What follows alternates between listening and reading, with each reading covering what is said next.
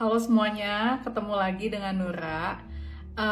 Teman-teman pernah nggak sih kebayang untuk kerja di luar Pulau Jawa atau bahkan yang lagi hype sekarang tuh Pulau Bali, yang mana dengan adanya keterbatasan fasilitas. Nah, di sini ada Wahyu yang pernah selama kurang lebih 4 tahun pernah kerja di Kota Bima di NTB. Yuk, langsung aja kita bongkar tentang pengalamannya Wahyu. Hai Wahyu. Halo Nura. Gimana kabarnya? Baik. Lu gimana kabarnya? Baik. Gue tuh waktu itu di Bima dari tahun 2018 sampai April kemarin 2022, jadi 4 tahun. Nah, jadi tuh itu memang dari perusahaan gue yang ngasih penempatan di sana. Gue kan waktu itu di BUMN. Nah, kalau di BUMN kan ada namanya programnya manajemen trainee ya. Nah, gue ikut itu, kepilih, terus memang waktu gue ngedaftar emang persyaratannya tuh siap ditempatkan di mana aja. Nah, waktu itu gue nggak ada pilih Bima sama sekali nih. Gue waktu itu pilihnya di daerah Sumatera sama di Jawa. Sama Lombok satu, daerah di Lombok. Nah, jadi waktu itu gue pengen, yang waktu di Sumateranya, urutan pertama itu Sumatera. Gue nggak kepilih karena teman gue yang dapat. Nah, yang nomor 2, yang Lombok juga gue nggak kepilih karena teman gue yang dapat. Cuman dari manajemen waktu itu ngasih gue kesempatan, dikasihlah ke tempat yang dekat sama Lombok. Which is itu ya pasti ada Sumbawa dan Bima. Nah, gue dapatnya di Bima. Nah, gue nggak ada ekspektasi sama sekali nih tentang Bima karena gue emang ekspektasinya bakal ke Lombok kan gitu. Nah, jadi waktu itu gue juga belum pernah kayak cari tahu banyak tentang Bima. Cuman pernah dengar ada Bima di Sumbawa gitu. Nah, waktu itu gue searching yang di Google kan, Bima itu seperti apa sih gitu. Yang gue lihat itu banyak kuda, terus juga savana gitu kan. Wah, kayaknya seru nih pantai dan juga pemandangannya gitu kan. Ya udah gue cobain tuh bulan Mei waktu gue datang nyampe di Bima pertama kali, turun tuh masih di atas pesawat tuh gue lihat, wah di bawah tuh udah rumput aja semuanya, rumput, savana sama pantai gitu kan. Pas gue nyampe, gue dijemput sama kantor gue, terus waktu keluar dari bandara menuju ke arah kantor itu udah pantai bagus banget. Jadi memang jalan di bandara itu memang langsung di pinggir pantai gitu. Itu pantainya biru banget murah. Sama persis waktu pantai yang kita lihat di Saumlaki, sebagus itu. Wow. Nah, jadi gue sampai di Bima kerja dan gue memang waktu itu memang culture shock kan. Gue waktu itu dari lahir sampai gede itu gue tinggal di kota di Pekanbaru. Di mana gue memang di sana itu di Pekanbaru serba ada gitu kayak di Jakarta kan. Pas sampai di Bima itu semua terbatas. Mau makan apa nggak ada gitu kan. Kayak misalnya contohnya McD nih, mau makan McD nggak ada di sana gitu. Nah, jadi kayak gitu tuh gue harus adaptasi dengan situasi baru gitu. Nah, ditambah lagi dengan bahasanya beda, semuanya nggak ada yang mirip dengan bahasa Indonesia sama sekali gitu. Jadi kayak kalau misalnya gue tanya nih sama orang Bima, ini bahasanya mirip bahasa apa ya gitu, mereka bakal lebih cenderung mengatakan itu bahasa mirip bahasa Makassar atau Bugis kayak gitu. Cuman gue nggak ngerti juga bahasa Makassar dan Bugis, gue sama sekali kayak lost in translation gitu. Jadi gue nggak ngerti mereka ngomong apa. Dan untungnya mereka welcome, orang kantor gue sama teman-teman gue di sana welcome. Jadi mereka pelan-pelan ngajarin bahasa Bima dari yang basic sampai ke yang conversation sehari-hari kayak gitu. Nah, terus yang paling berat sih memang kalau di sana memang makanan. Karena kan gue orang Minang ya dan orang Padang gitu. Jadi kan kalau masakan Padang yang kayak lo tahu tuh kan kayak kan bumbu kan ya, banyak banget rempah-rempahnya gitu. Kalau misalnya makan di gulai, di rendang gitu. Pas sampai di Bima ternyata nggak seperti itu gitu loh. Mereka lebih kayak yang lebih natural. Jadi kayak makanan mereka itu kayak yang lebih ke bakar-bakaran, kayak ayam dibakar, terus ikan dibakar gitu. Tapi dikasih sambalnya itu kayak sambal bawang sama jeruk nipis. Udah gitu doang dimakan sama mereka. Jadi kayak gue, oh jadi ternyata gini gitu ya makan di sini gitu.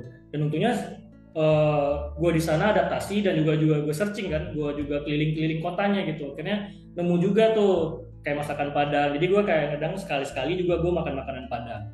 Nah itu untuk dari makanan. Nah yang paling beda kan pasti rasanya? Oh nggak beda. Jadi untungnya sama nih rasanya karena mereka beberapa bumbu yang mereka nggak bisa dapatkan di Bima, mereka langsung impor langsung dari Padang, dari Sumatera Barat. Jadi dikirim dari Sumbar ke Bima. Jadi memang rasanya sama. Dan yang masak juga orang Minang dan orang Padang yang memang tinggal di Bima kayak gitu. Jadi no problem sih untuk makanan Padang. Mungkin lebih ke harga. Kalau gue kagetnya gitu sih, lebih ke harga. Jadi kalau misalnya kayak di sini nih, gue kan sekarang udah di Sumatera Baratnya ya. Gue kalau makan tuh sekali makan nih makan siang tuh 10.000 tuh udah kenyang banget, udah kayak nasi pakai sayur, pakai lauk. Sih? 10.000 masih dapat? Ya. Dapat 10.000 dan memang sih di sini rata-rata tuh makan siang 10.000 sampai 12.000 gitu. Itu udah porsi banyak banget kayak porsi nasi Padang. Nah kalau di Bima itu rata-rata itu 20.000 sampai 25.000. Bahkan gue pernah makan nasi Padang di sana tuh sampai 35.000 coba sepiring.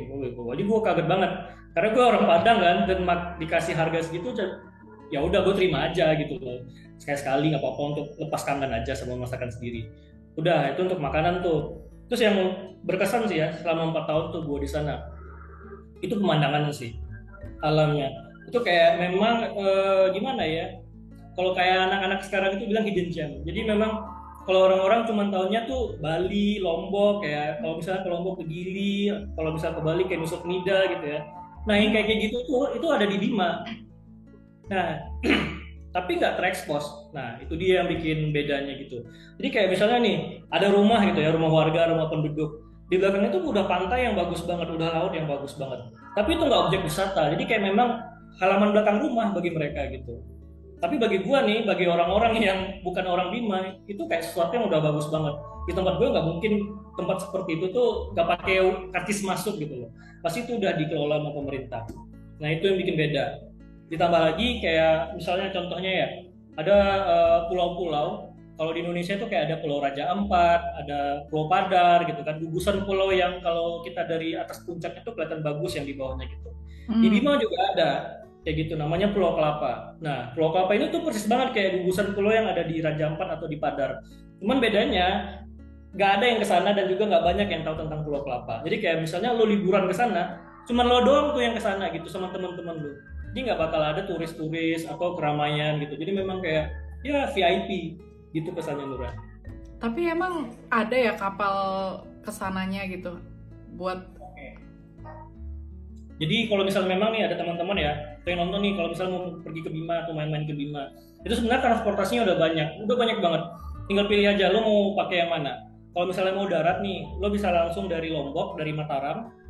Misalnya lo pesawat dari Jakarta ke Lombok ya, dari Lombok lo naik bus aja atau naik travel ke Bima, itu kurang lebih waktunya 12 jam. Karena harus nyebrang dulu dari Lombok ke Sumbawa 12 jam. Nah kalau misalnya nggak mau cepet tuh, nggak mau lama, bisa pakai pesawat dari Jakarta misalnya ya ke Lombok dulu, naik pesawat transit, nanti dari Lombok ke Bima itu ada bandaranya. Nah kalau misalnya mau naik kapal juga bisa, lo bisa akses Bima itu dari Lombok ke Bima pakai kapal itu kapal Pelni, atau juga dari Labuan Bajo ke Bima pakai Pelni kayak gitu. Jadi kalau misalnya lo traveling nih ke Labuan Bajo, udah ke Komodo, udah ke Padar gitu kan, tapi lo kurang puas karena memang Padar dan Komodo itu ramai banget sama turis. Jadi itu bisa pergi ke Bima gitu, lebih sepinya, lebih gampang. Kan tadi Wahyu pernah mention ya kalau makanan di sana mahal gitu. Terus kalau misalkan seimbang nggak sih dengan income-nya? Apakah juga tinggi atau gimana? Oke, kalau misalnya untuk makanan mahal itu nggak semuanya mahal ya. Mahal itu relatif ya. Jadi untuk beberapa makanan khas memang mungkin agak mahal. Kayak tadi yang gue bilang makanan Padang itu mahal karena memang bumbunya nggak ada di sana. Nah, tapi kalau misalnya untuk mau makanan lokal gitu loh, makanan yang di Bima itu murah juga gitu. Lo bisa sarapan 5.000 juga udah kenyang sebenarnya di Bima. Makan siang juga 10.000 juga ada, kayak semacam nasi campur kalau di Jawa gitu. Kayak warteg. Nah, itu juga ada di Bima. Jadi memang tergantung seleranya lo aja gitu. Kalau misalnya untuk makanan. Kalau untuk income sendiri sih memang sebanding ya, karena kan ini memang hitungannya gue income-nya itu dari perusahaan. Jadi kan perusahaan gue kan memang kantor pusatnya di Bandung. Nah jadi memang udah disesuaikan tuh dengan gaji gue. Kalau misalnya gue tinggal di Bima dengan income segitu, gue masih bisa saving dan juga bisa hidup di sana. Gitu. Jadi aman-aman aja. Oh gitu. Terus kalau misalkan cari tempat tinggal gitu di sana gampang nggak sih? Oh, nah kalau gue waktu itu 4 tahun di sana itu kos-kosan kebetulan. Sebenarnya waktu itu juga ditawarin seperti rumah dinas kantor dan juga kontrakan gitu. Cuman menurut gue lebih enakan kos-kosan sih, karena pertama gue waktu itu sifatnya akan ada mutasi gitu loh. Jadi nggak di Bima itu bakal pindah lagi gitu loh. Jadi kalau misalnya gue kontrak setahun kayaknya gue wasting money gitu ya. Jadi kayak gue bulanan aja, per bulan kos-kosan gitu. Dan gue sempat beberapa kali sih nyari tempat di sana. Jadi memang banyak pilihan. Kalau kos-kosan juga memang yang dari murah dan juga yang mahal juga tetap ada gitu. Kayak kos-kosan gue tuh itu 450.000 doang. 450.000 doang itu udah kamar mandi dalam tuh semua full furniture. Kayak dapat lemari dan juga kasur gitu. Jadi memang tinggal doang. Iya lumayan ya. Nah itu kalau misalkan untuk ngedapetin kesempatannya tuh gimana sih untuk kerja yang kayak Wahyu? Yang pertama kalau misalnya yang nonton ya ini fresh graduate, mungkin bisa cari tahu dulu perusahaannya memang tersebar di mana aja gitu loh. Jadi kalau misalnya kayak BUMN atau Persero ya, itu otomatis nggak cuma di Jakarta aja kantornya, pasti ada di mana-mana gitu. Kalau memang lu memang passionnya buat kerja di pelosok-pelosok atau mungkin di mana aja gitu, ya pilihlah BUMN gitu loh, atau misalnya kayak PNS. Nah, jadi kalau misalnya udah pilih itu, lo ambil lagi programnya yang namanya manajemen trainee. Kalau misalnya untuk penempatan di mana aja ya, manajemen trainee atau ODP biasanya seperti itu. Nah, itu biasanya mereka kasih offer fasilitas yaitu bisa kerja di mana aja di Indonesia dan ada sifat mutasinya. Jadi bisa 3 tahun sekali pindah atau 4 tahun sekali pindah kayak gitu. Itu yang pertama. Terus juga yang kedua, kalau untuk yang swasta, gue kurang tahu sih ya kalau untuk swasta ya, karena gue kerjanya di BUMN. Tapi kalau swasta ya bisa aja misalnya cari di lowongan kerja yang memang spesifik untuk daerah sana gitu loh. Tapi kalau untuk swasta ya bedanya dengan BUMN ya pasti untuk mutasinya nggak ada gitu loh. Paling penempatannya cuma di kota itu aja. Gitu sih. Iya, tapi kalau kayak gitu kontrak nggak sih? Maksudnya gimana kalau misalkan lo tiba-tiba nggak betah gitu loh, 3 bulan pertama udah merasa nggak enak, pengen pindah ke tempat lain atau bahkan pengen resign, itu gimana tuh? Apakah ada penalti atau gimana biasanya? Setahu gue ya, kayak gue dan beberapa teman gue yang di BUMN dan juga di PNS itu kebijakannya kurang lebih sama. Jadi biasanya ada ikatan dinas.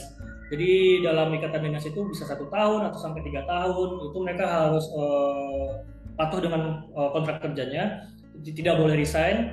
Kalau misalnya resign nanti akan ada yang namanya penalti atau denda seperti itu. Jadi kalau misalnya udah tanda tangan itu ya kontrak kerja ya mau nggak mau lo harus ikutin itunya waktu periode kerjanya. Ya kalau mau 3 tahun kerja ya tahan dulu 3 tahun kerja gitu. Kalau misalnya lo memang nggak kuat ya mau nggak mau ya lo bayar dendanya gitu. Iya, make sense. Iya.